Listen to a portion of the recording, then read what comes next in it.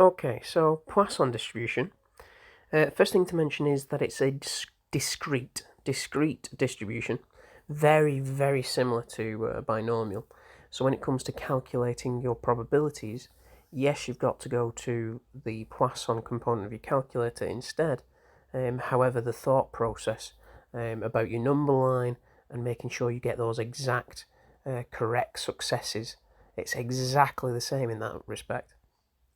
The only difference is binomial had a fixed number of trials, therefore there was a maximum amount of successes. Therefore, Poisson has, as you can see, no upper limit. Things to focus on when it comes to Poisson is more that looking for that constant average rate, how many you would expect to see in your time interval or your measurement. So just like with the binomial, you expect the event to occur independently, therefore that probability wouldn't change.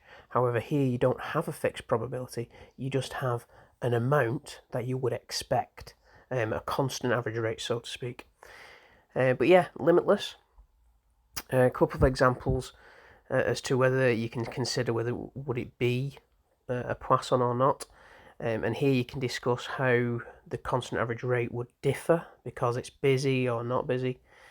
So, for example, busy, it's not independent because you're going to get more cars and more cars and more cars. Whereas free-flowing traffic, I'm sure, would have an average rate.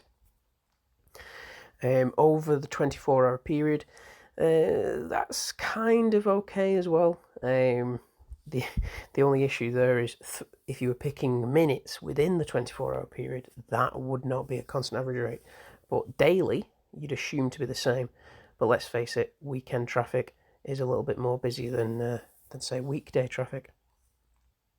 Or maybe weekday traffic's worse, I don't know, because of rush hours. This one's quite interesting. So you've got a student union. They find that 9% of the students are from families with low income.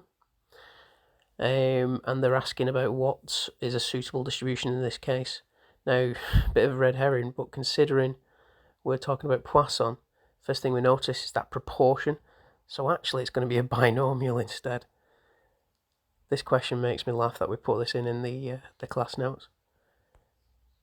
But you've got to know the differences between the two.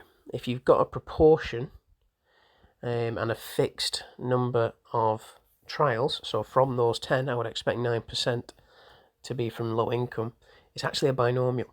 Whereas if say you were talking about students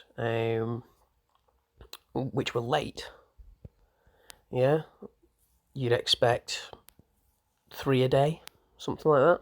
That would be more Poisson.